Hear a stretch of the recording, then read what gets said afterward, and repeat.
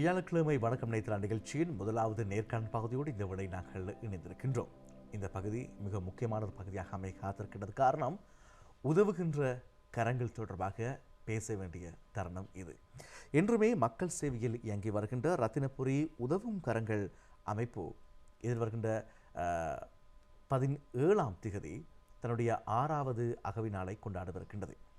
17ஆம் திகதி மொத்தமாக 6 வருடத்தை பூர்த்தி செய்கின்றது. 23ஆம் திகதி இதனுடைய இந்த 6வது அகவை தின கொண்டாட்டம் விசேடமான நிகழ்வு இடம்பெற காத்திருக்கின்றது. ஆகவே இந்த நிகழ்வு தொடர்பாக இந்த தினம் நம்மோடு பகிர்ந்து கொள்ள வருகின்றார் ரத்தினபுரி உதவும் கரங்களின் செயலாளரும் பலாங்குடை ஜெயலானி தேசிய பாடசாலையின் வரலாறு பாடத்தின் ஆசிரியருமான மற்றும் சிறகுகள் இணைய வானொலியின் நிகழ்ச்சி தொகுப்பாளருமான திருவாளர் மனோகரன் அவர்கள் இந்த வேளை நம்மோடு இணைந்திருக்கின்றார். அவரை அன்போடு நாங்கள் கலையத்துக்கு வரவேற்கின்றோம். வணக்கம்.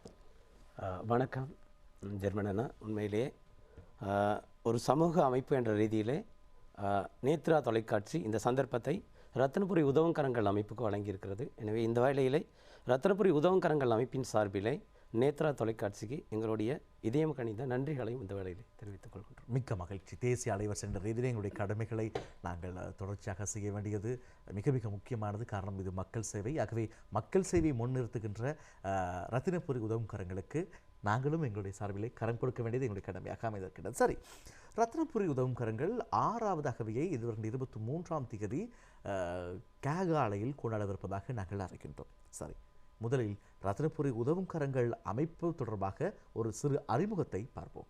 பகிர்ந்து கொள்ளுங்கள். ரத்தினபுரி உதவும் கரங்கள் அமைப்பு உண்மையிலே 2019ஆம் ஆண்டு அந்த கொரோனா காலகட்டத்திலே COVID-19 என்ற பெயரிலே ஆரம்பிக்கப்பட்டது. அந்த காலத்திலே எங்களுடைய உறவுகள் உங்களுக்கு தெரியும் பல்வேறு சிரமங்களை எதிர்நோக்கியிருந்த அந்த காலகட்டத்திலே ரத்தினபுரி உதவுங்கரங்கள் அமைப்பு இந்த உருவாக்குவதற்கு முன்பதாகவே COVID-19 என்ற பெயரிலே இது ஆரம்ப காலத்திலே இயங்கியிருந்தது. அதன் பின்னர் எங்களுடைய ஸ்தாபக தலைவராக இருக்கக்கூடிய திருவாளர் ரமேஸ்வரன், இப்போது துபாய் தேசத்திலே அவர் இருக்கின்றார். அவர் இதனை ரத்தினபுரி உதவுங்கரங்கள் என்ற அமைப்பிலே இந்த அமைப்பினை உருவாக்கி அதனூடாக பல்வேறு செயற்திட்டங்களை முன்னெடுத்து வருகின்றார். இப்போது ரத்தினபுரி உதவுங்கரங்கள் அமைப்பு 5 ஆண்டுகளை கடந்து 6வது அகவையிலே கால் தடம் பதிக்கவிருக்கிறது. இம்மாதம் 17ஆம் திகதி அதனுடைய கொண்டாட்டங்கள் கேகாலை மாவட்டத்திலே நினைக்கிறேன் தேயோவிட்ட தமிழ் மகாவித்தியாலயத்திலே மிக கோலாகலமாக இடம்பெற காத்திருக்கிறது. இதுதான் எங்களுடைய ரத்தினபுரி உதவுங்கரங்கள் அமைப்பினுடைய ஆரம்பம், அதனுடைய வளர்ச்சி. சரி, COVID-19 என்கின்ற அந்த துணிப்பொருளிலே, அதாவது கொரோனா காலத்தில் மக்களுக்கு உதவி செய்வதற்காக கரம் கொடுப்பதற்காக ஆரம்பிக்கப்பட்ட இந்த அமைப்பாக நாங்கள் பார்க்கின்றோம். இந்த ரத்தினபுரி உதவுங்கரங்கள் அமைப்பினுடைய நோக்கு, அதே போல இலக்கு, நோக்கம் மற்றும் இலக்கு தொடர்பாக நாங்கள் பேசலாம். Vision and mission. உண்மையிலே ரத்தினபுரி உதவுங்கரங்கள் அமைப்பினுடைய நோக்கம் அப்படின்னு சொல்கின்ற போது வீட்டுக்கு ஒரு பட்டதாரியை உருவாக்குவது ரத்தினபுரி உதவுங்கரங்களினுடைய நோக்கங்களின் மிக முக்கியமான ஒரு இடத்தை வகிக்கிறது. மலையகம் முழுவதிலுமே குறிப்பாக 2030ஆம் ஆண்டு அளவிலே வீட்டுக்கு ஒரு பட்டதாரியை உருவாக்குவோம் என்ற நோக்கிலே ரத்தினபுரி உதவுங்கரங்கள் அமைப்பு தற்போது செயற்பட்டு வருகிறது. அதுதான் அதனுடைய பிரதான நோக்கமாக இருக்கிறது. அத்தோடு அதனுடைய இலக்கு அது தொடர்பாக நாங்கள் பார்ப்போம் இருந்தால் ஒரு கல்வி கற்ற சமூகத்தை மலையகத்திலே உருவாக்க வேண்டும் என்பது. எல்லாருமே பட்டதாரியாக முடியாது, ஆனால் வீட்டுக்கு ஒரு பட்டதாரியை உருவாக்குவோம் என்ற நோக்கோடும் கல்வி கற்ற சமூகம் ஒன்றினை மலையகத்திலே உருவாக்குவோம் என்ற ஒரு எண்ணக்கருவிலே ரத்தினபுரி உதவுங்கரங்கள் அமைப்பு செயற்பட்டு வருகிறது. அதான் அதனுடைய நோக்கமும் இலக்காகவும் காணப்படுகிறது. 5 வருடங்கள் கடந்து வந்திருக்கிறது என்று பார்க்கின்ற பொழுது மிகப்பெரிய ஒரு சவால் மிகு பாதையை நிச்சயமாக கடந்திருக்க வேண்டும். இதில் பல்வேறு வகையான அடைவுகளை பெற்றிருக்கும், பல்வேறு வகையான செயற்பாடுகளை இது நடாத்திருக்கும். நாங்கள் அந்த வகையிலே தேசிய ஊடகம் என்ற வகையிலே பல விடயங்களை நாங்கள் ரத்தினபுரி உதவுங்கரங்கள் அமைப்பு தொடர்பாக நாங்கள் பார்த்திருக்கின்றோம். காரணம், நாங்கள் பல முக்கியஸ்தர்களை நாங்கள் அழைத்து வந்து நேர்காணுகின்ற பொழுது அவர்களுடைய நாவிலிருந்து உச்சரிக்கப்பட்ட பெயராகவும் இது இருக்கின்றது. ஆகவே இதனுடைய செயற்பாடுகள் தொடர்பாக நாங்கள் கொஞ்சம் விரிவாக பார்ப்போமே. ரத்தினபுரி உதவுங்கரங்கள் அமைப்பு கடந்து வந்த பாதைகள், 5 ஆண்டுகளாக கடந்து வந்த பாதைகள் என்று நாங்கள் பார்க்கின்ற போது கல்விக்கு கரம் கொடுப்போம் என்ற நோக்கிலே ரத்தினபுரி உதவுங்கரங்கள் அமைப்பு மலையகம் முழுவதிலுமே குறிப்பாக ரத்தினபுரியை தளமாக கொண்டு இந்த அமைப்பு ஆரம்பிக்கப்பட்டிருந்தாலும் கூட மாகாணம் மாவட்டம் கடந்து தன்னுடைய சேவைகளை இப்போது செய்து வருகிறது. கிட்டத்தட்ட 5 வருடங்களாக இவ்வாறு செய்து வருகிறது. அதனுடைய செயற்திட்டங்கள் நாங்கள் முதலில் பார்க்கின்ற போது ஆன்மீகத்துக்கு முன்னுரிமை வழங்கப்பட்டிருக்கின்றது. ஆன்மீகத்துக்கு முன்னுரிமை வழங்கப்பட்டு அறநெறி பாடசாலைகளை நாங்கள் எல்லா பிரதேசங்களிலும் குறிப்பாக பெருந்தோட்ட பிரதேசங்களிலே நாங்கள் அறநெறி பாடசாலைகளை உருவாக்கியிருந்தோம். உங்களுக்கு தெரியும், அறம் சார்ந்த கல்வியை மாணவர்கள் மத்தியிலே வழங்க வேண்டும் என்பதுதான் எங்களுடைய முதலாவது நோக்கமாக இருந்தது. அதனை அடிப்படையாக கொண்டு ஏராளமான அறநெறி பாடசாலைகளை உருவாக்கி அறநெறி பாடசாலை மாணவர்களுக்கான அந்த புத்தகங்கள், உடைகள் என பல்வேறு விஷயங்களை ரத்னபுரி உதவங்கரங்கள் அமைப்பின் ஊடாக நாங்கள் ஆரம்ப காலகட்டத்தில் செய்து வந்தோம்.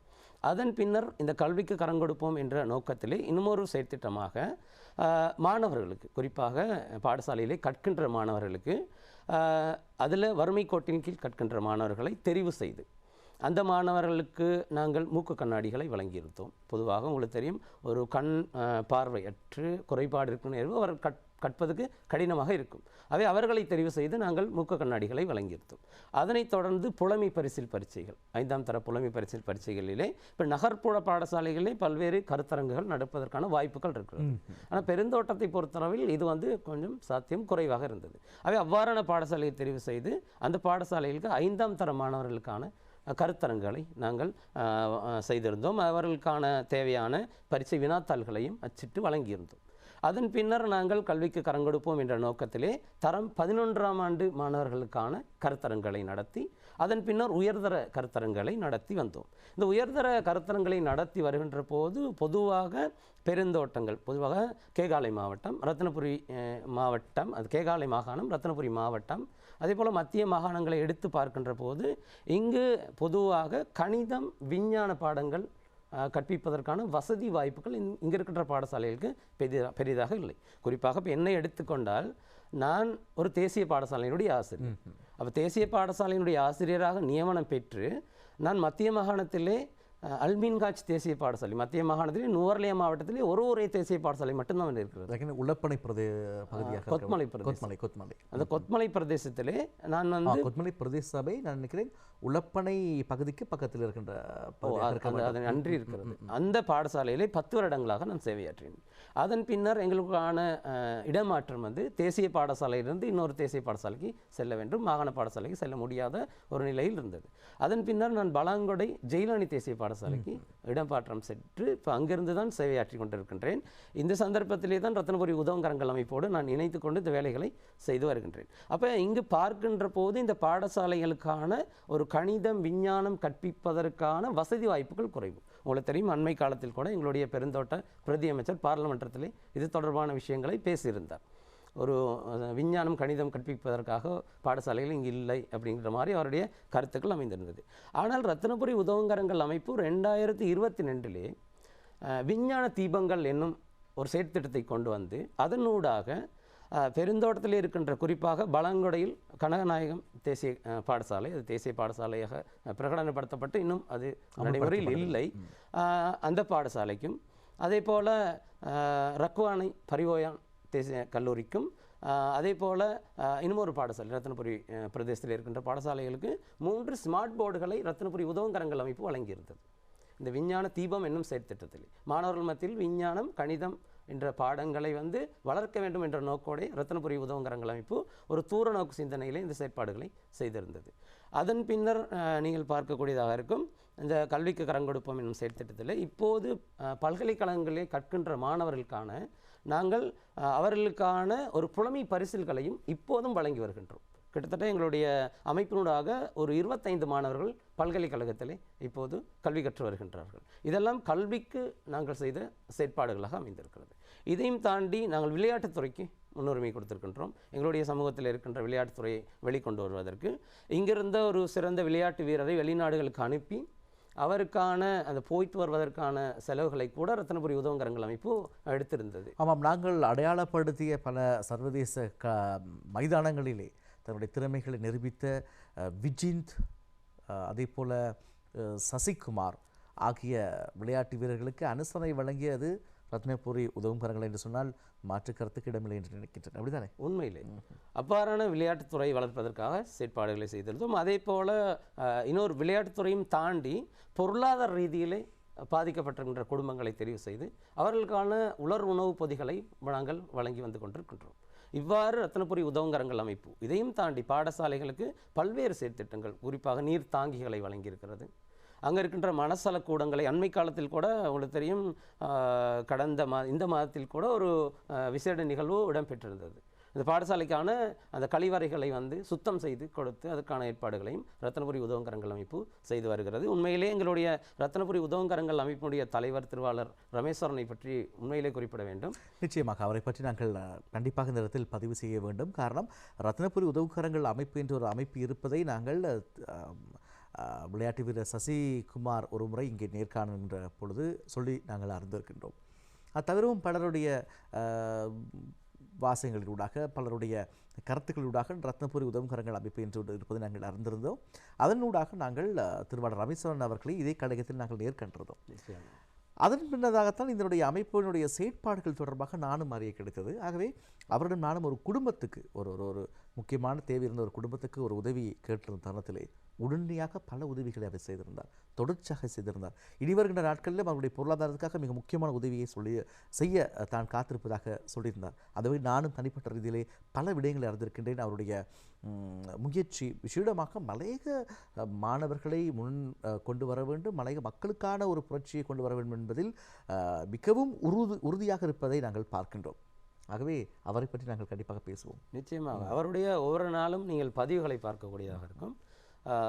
ஒவ்வொரு நாள் பதிவுகளையுமே மலையகத்தை பற்றி ஒரு கனவோடு பேசிக்கொண்டிருப்பதை பார்க்கக்கூடியதாக இருக்கிறது. ஆகவே அந்த வகையிலே ரத்தினபுரி உதவுங்கரங்கள் அமைப்புடைய தலைவருக்கு இந்த வேளையிலே எங்களுடைய நன்றிகளை உண்மையிலே தெரிவித்துக் கொள்ள வேண்டும். ஆசிரியர் என்ற ரீதியிலே கட்டாயமாக, ஏனென்றால் மாணவர்களோடு நெருங்கி பழகின்ற போது அந்த மாணவர்களுக்கு ஏற்படுகின்ற பிரச்சனைகளில் ஏதாவது ஒன்றினை அவருக்கு நாங்கள் சொன்னோமாக இருந்தால் உடனடியாகவே அன்றைய தினத்திலே அதற்கான வழங்குவதற்கான ஏற்பாடுகளை செய்து தருவார். அப்போது இந்த ரத்தினபுரி உதவுங்கரங்கள் அமைப்புக்கு இவ்வாறான செயற்பாடுகள் செய்வதற்கு அந்த நிதி எங்கிருந்து வருகிறது, அல்லது இதற்கான உங்களுக்கு தெரியும், ஒரு விஷயத்தை நடைமுறைப்படுத்தும் போது ஒரு பாரிய அளவிலான ஒரு நிதி ஒன்று தேவைப்படுகிறது.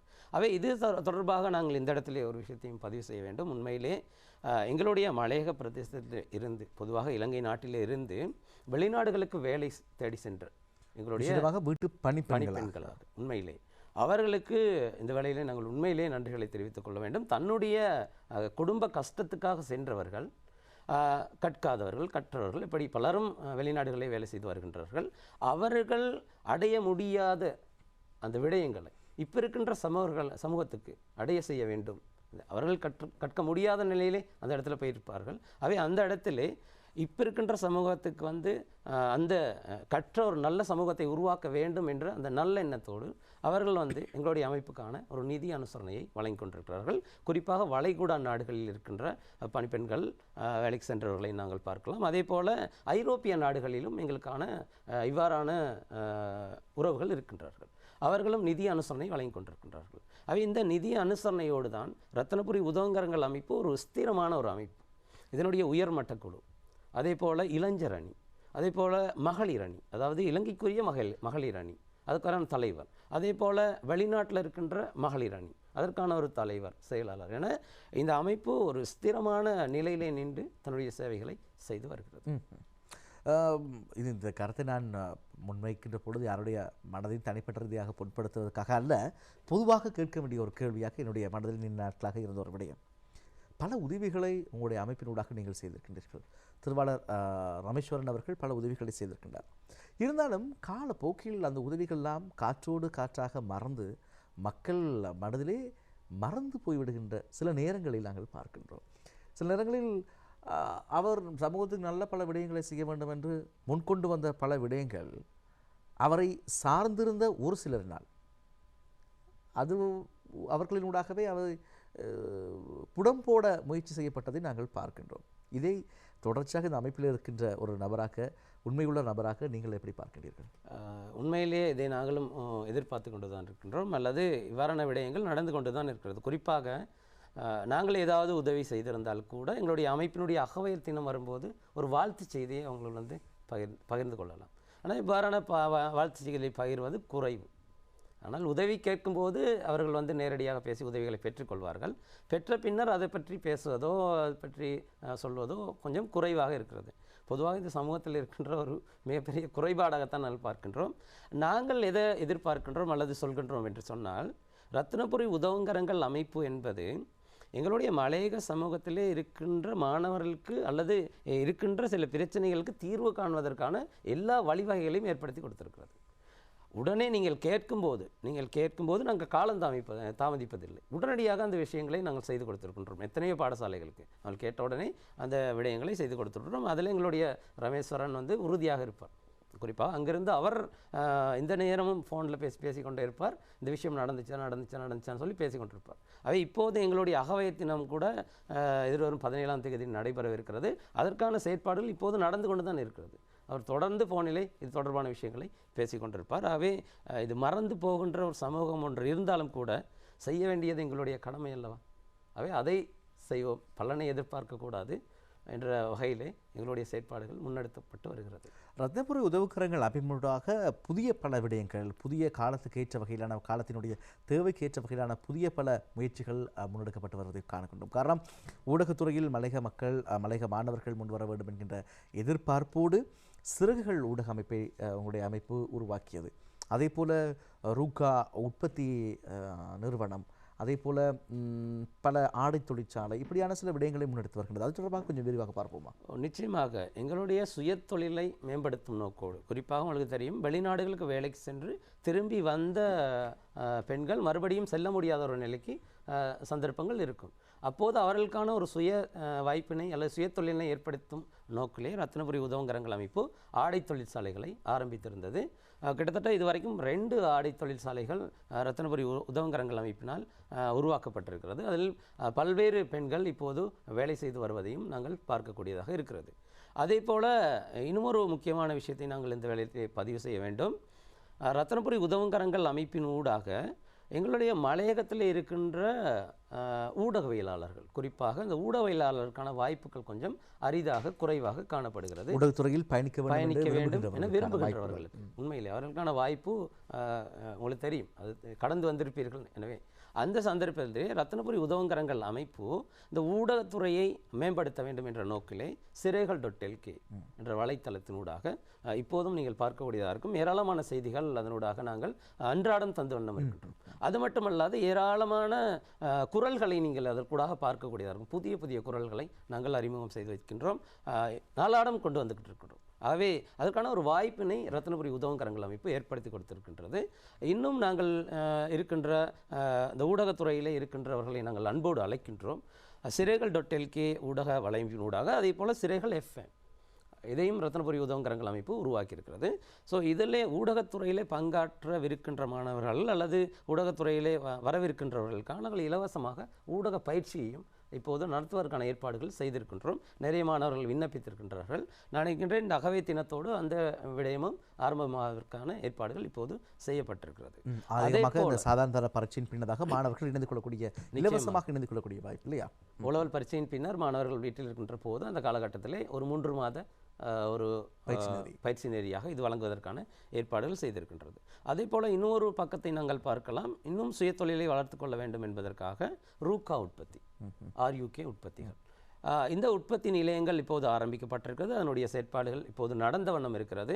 ஆகவே உங்களுக்கு தெரியும், இந்த உற்பத்தி நிலையத்தினுடைய ஆரம்பிக்கப்பட்டிருந்தாலும் கூட அதனுடைய உற்பத்திகள் இப்போது செய்யப்பட்டு கொண்டிருக்கிறது. அதனால் ஏராளமானவர்களுக்கு நாங்கள் தொழில் வாய்ப்புகளை வழங்கியிருக்கின்றோம். இது அனைத்துமே எங்களுடைய சுய தொழிலை மலையகத்தில் ஏற்படுத்த வேண்டும் என்ற எண்ணத்தோடு, ஒரு தூர நோக்கோடு ரத்னபுரி உதவுங்கரங்கள் அமைப்பு தன்னுடைய இந்த செயற்பாடுகளை முன்னெடுத்து வருகிறது. ரத்னபுரி மாவட்டம் பெரும்பாலும் இந்த மலையக மக்களை கொண்ட ஒரு மாவட்டமாக இருந்தாலும், மலையக மாவட்டம் என்று பார்க்கின்ற பொழுது நுவரெலியா மாவட்டத்தை, விசேடமாக ஹடன் போன்ற பிரதேசங்களையே நாங்கள் அதிகமாக உடனடியாக நாங்கள் கருதுவது உண்டு. ஆனால் அரசியல் ரீதியாகவும் அல்லது ஏனைய விடங்களூடாகவும் மறந்து போன அல்லது புறக்கணிக்கப்பட்ட ஒரு மாவட்டமாக தமிழ் பேசும் மக்களுக்கு பொறுத்த மட்டுமே ரத்னபுரி மாவட்டம் அமைந்திருந்தது என்பதில் யாருக்கும் மாற்று கருத்து இருக்க முடியாது. ஆகவே இப்பொழுது உங்களுடைய மாவட்டத்திலிருந்து ஒரு ஆசிரியர், அது பெரும்பாலான மக்களுடைய வாக்குகளினூடாக அவர் இப்பொழுது அமைச்சராக, பிரதி அமைச்சராக பதவியேற்றிருக்கின்றார். ஆகவே அவரோடாகவும் இணைந்து எத்தகைய செயல்பாடுகளை செய்யக்கூடிய வாய்ப்பு இருப்பதாக நீங்கள் பார்க்கின்றீர்கள்? உண்மையிலே நாங்கள் எங்களுடைய அகவயத்தினத்துக்கு அவரை நாங்கள் அழைத்திருக்கின்றோம். அவர் வருவதாக சொல்லியிருக்கின்றார். இதில் ஒரு 23ஆம் தேதி நடைபெறவிருக்கின்ற நிகழ்வில் பிரதம விருந்தினராக அவர் வரவிருக்கின்றார். இன்னும் 2 3 பாராளுமன்ற உறுப்பினர்களையும் நாங்கள் அளிப்பதற்கான ஏற்பாடுகளை செய்திருக்கின்றோம். இந்த சந்தர்ப்பத்திலே உண்மையிலே அவர் எங்களோடு பேசும்போது சொல்லியிருந்தார், அவர் இதைத்தான் எதிர்பார்த்திருந்தார்.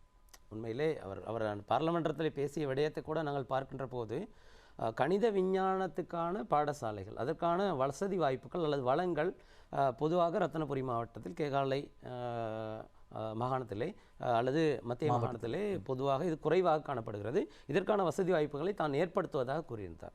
அவை இந்த இடத்திலே நாங்களும் அதோடு ஒத்து போகின்றோம். ஏன்னா அவருடைய நோக்கமும் எங்களுடைய நோக்கமும் ஒன்றாகத்தான் இருக்கிறது.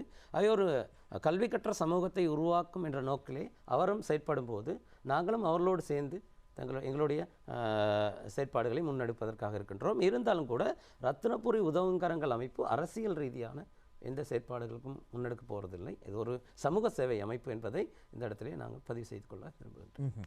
இந்த சமூக சேவை அமைப்பு அரசியல் தவிர்ந்த அரசியல் சாயமற்ற இந்த சமூக சேவை அமைப்பினூடாக இனி வருகின்ற நாட்களில் எத்தகைய செயற்பாடுகளை சப்ரகமுவ மாகாண மக்களுக்கும் அதே போல் நாட்டின் ஏனைய மாகாண மாணவர்களுக்கும் மக்களுக்கும் நீங்கள் செய்ய எதிர்பார்த்திருக்கின்றீர்கள்?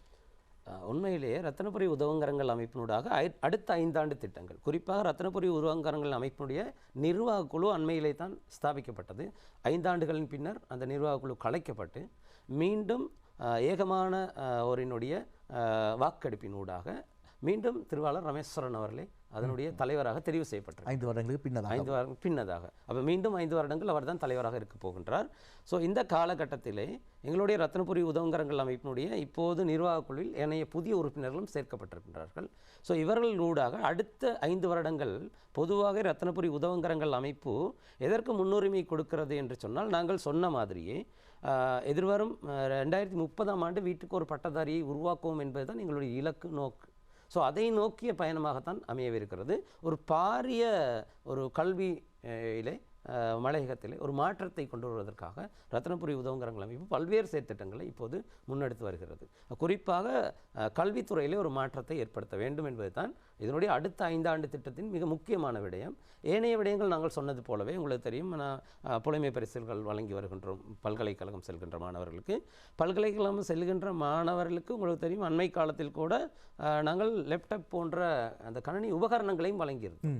அவர்கள் செல்ல முடியாத ஒரு நிலையில் இருக்கும்போது அவர்களுக்கு தேவையான அனைத்து உபகரணங்களையும் கூட வழங்கி ரத்தினபுரி உதவுங்கரங்கள் அமைப்பு அது பெருமையோடு சொல்லிக்கொள்ள வேண்டிய ஒரு விடயம். ஏனென்றால் பல்கலைக்கழகம் செல்லும் போது மாணவர்கள் செல்ல முடியாத ஒரு அந்த வறுமை கோட்டில் இருக்கின்ற போது அவர்களை தேடி ஓடி ரத்தினபுரி உதவுங்கரங்கள் அமைப்புடைய அந்த செயற்பாட்டாளர்களினுடைய துணையோடு அந்த இடத்துக்கு போயிட்டு அவர்களை நாங்கள் அனுப்பி வைத்திருக்கின்றோம். அவை இன்னும் ஒரு 5 பேரை இந்த 17ஆம் தேதி அகவை தினத்தின் பின்னர் இன்னும் ஒரு 5 பேருக்கான புலமை பரிசுகளை வழங்குவதற்கு ரத்தினபுரி உதவுங்கரங்கள் அமைப்பு செயற்பாடுகளை முன்னெடுத்து வருகின்றது. ஸோ இதுக்கு எல்லாத்துக்குமே நிதி உதவிகளை வழங்கி வருகின்ற எங்களுடைய வளைகுடா நாடுகளிலே இருக்கின்ற எங்களுடைய உறவுகள், அதே போல் மத்திய கிழக்கிலே இருக்கின்ற எங்களுடைய உறவுகள் எல்லாருக்குமே இந்த வேளையில் எங்களுடைய நன்றிகளை நாங்கள் இந்த அவர்களுக்கு வேறு ஒன்றும் சொல்ல முடியாது. ஏன்னா மனமுகர்ந்து அவர்கள் அந்த அந்த இதை வழங்கி கொண்டிருக்கின்றார்கள். அவர்கள் எங்களால் முடிந்த அளவு நன்றிகளை தெரிவித்துக் கொள்ள கூடியதாக இருக்கிறது. அதே போல் இத்தகைய ஒரு அமைப்பினூடாக பல்வேறு வகையான செயற்திட்டங்கள் முன்னெடுக்கப்படுவதை நாங்கள் பார்க்கின்ற பொழுது இதனுடைய தலைவராக திருவாளர் ரமேஸ்வரன் அவர்கள் இயங்கி வருகின்றார், தலைமை வகித்து வருகின்றார். ஏனைய நிர்வாக குழு உறுப்பினர்களை கொஞ்சம் பார்ப்போமா? நிச்சயமாக எங்களுடைய நிர்வாக குழுவினுடைய உறுப்பினர்களை அறிமுகப்படுத்த வேண்டியது என்னுடைய கடமை. அந்த வகையிலே எங்களுடைய ரத்தினபுரி உதவுங்கரங்கள் அமைப்பினுடைய நிர்வாக குழு அதன் பார்க்கின்ற போது குறிப்பாக உயர்மட்ட குழுவினர், உயர்மட்ட குழுவினரை நாங்கள் அறிமுகப்படுத்தி வைக்கலாம். உயர்மட்ட குழுவினரில் இருக்கக்கூடிய திருவாளர் ரமேஸ்வரன் தான் அதனுடைய தலைவர், ஸ்தாபக தலைவர். அதன் பின்னர் நீங்கள் பார்க்கலாம் உபத்தலைவராக இங்கே இருக்கின்றார் எங்களுடைய அன்புக்குரிய தயாளன் ஆசிரியர். அவர் ஒரு பிரபலமான கணித ஆசிரியர். அதே போல் எம்பளிப்பட்டிய வலயத்தினுடைய ஒரு ஆசிரியர் ஆலோசகராகவும் இருக்கக்கூடிய ஒருவர், அவர் எங்களுடைய அமைப்பில் இருக்கின்றார். அதன் போது செயலாளராக நான் கடமையாற்றி கொண்டிருக்கின்றேன். அதை போல் நீங்கள் பார்க்கலாம் உப செயலாளராக திருவாளர் ஜெயச்சந்திரன் அவர்கள் இருக்கின்றார்கள். அதே போல் பொருளாளராக எங்களுடைய விநாயகமூர்த்தி அண்ணா இருக்கின்றார்கள். அதே போல் நீங்கள் பார்க்கலாம் உப பொருளாளராக மகேஷ், கொழும்பு மாவட்டத்தில் இருக்கக்கூடிய எங்களுடைய அன்புக்குரிய மகேஷ் இருக்கின்றார். அதே போல் திட்டமிடல் மற்றும் நிதி ஆலோசகராக இங்கு விபி ஏகாம்பரம் அவர்கள் இருக்கின்றார். இவர் கொழும்பிலே இருக்கக்கூடிய ஒருத்தர். அதே போல் நீங்கள் பார்க்கலாம் இன்னும் சிலரை நாங்கள் அறிமுகப்படுத்தி கொள்ளலாம். அதே போல் நாங்கள் சர்வதேச இளைஞர் அணியுடைய ஒருங்கிணைப்பாளராக துஷார் என்பவர் இருக்கின்றார். அதே போல் நீங்கள் பார்க்கலாம் திரு தேவகுமார் தேவகுமார் இருக்கார். வணிக பிரிவினுடைய பொறுப்பாளராக தேவகுமார் இருக்கின்றார். அதே போல் விளையாட்டுத்துறைக்கு பொறுப்பாக எங்களுடைய மோகன் பிரகாஷ் இருக்கின்றார். அதே போல் நிகழ்ச்சி திட்ட இணைப்பாளராக திருவாளர் கணேஷ் இருக்கின்றார். அதே போல் வெளிநாட்டு மகளிர் அணியினுடைய தலைவியாக பிரியகலா இருக்கின்றார். அதே போல் உள்நாட்டு மகளிர் அணியினுடைய தலைவியாக சுஜீவனி இருக்கின்றார். போன்றோர்கள் எங்களுடைய உயர்மட்ட குழுவிலே இருந்து இந்த செயற்திட்டங்களை முன்னெடுத்து வருகின்றார்கள். எனவே அவர்களுக்கும் இந்த வேளையிலே எங்களுடைய நன்றிகளை நாங்கள் தெரிவித்து, அதே போல விஷயமாக மகளிர் அணி அவர்களை பற்றி நாங்கள் கூறியாக்க வேண்டும் இல்லையா? குறிப்பாக மகளிர் அணியினுடைய தலைவி, 2 மகளிர் அணியினுடைய தலைவி எங்களுடைய அமைப்பிலே இருக்கின்றார்கள். ஒருவர் உள்நாட்டு மகளிர் அணியினுடைய தலைவி, இன்னொருவர் வெளிநாட்டினுடைய மகளிர் அணியினுடைய தலைவி. வெளிநாட்டில் இருக்கின்ற எங்களுடைய உறவுகளை ஒன்றிணைத்து அவர்களிடம் ஊடாக எங்களுடைய அமைப்புக்கு தேவையான நிதி போன்ற விடயங்களை முன்னெடுத்து செல்லக்கூடிய ஒருவர். ஸோ உங்களுக்கு தெரியும், வேலை பளுவின் மத்தியில் இந்த செயற்பாடுகளை முன்னெடுத்து வருகின்றார்கள். உண்மையிலே அவர்களுக்கு எங்களுடைய நன்றிகளைத்தான் சொல்ல வேண்டும்.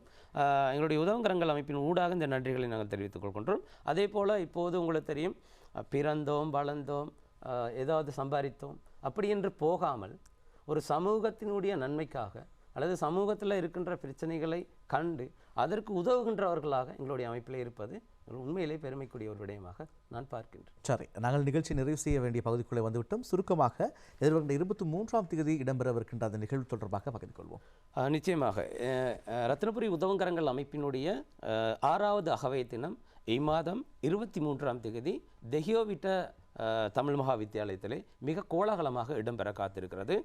இந்த நிகழ்விலே ரத்தினபுரி மாவட்டம் அதே போல் கேகாலை மாவட்டத்திலே உயர்தர பிரிவில் இருக்கின்ற அதிகூடிய புள்ளிகளை, அதாவது ரிசல்ட்ஸ்களை எடுத்து கொடுத்த, அது மட்டும் இல்லாமல் அந்த உயர்தர கற்பிக்கின்ற சகல பாடசாலைகளுக்குமான விருது வழங்கும் ஒரு நிகழ்வும் இடம்பெற காத்திருக்கிறது. அது மட்டும் இல்லாமல் பல்கலைக்கழகம் செல்கின்ற மாணவர்களுக்கான புலமை பரிசில் வழங்கும் நிகழ்வும் காணப்படுகிறது. அதையொட்டி ஒரு 20 மாணவர்களுக்கான மூக்கு கண்ணாடி வழங்கும் நிகழ்வும் இடம்பெற அன்றைய தினம் காணப்படுகிறது.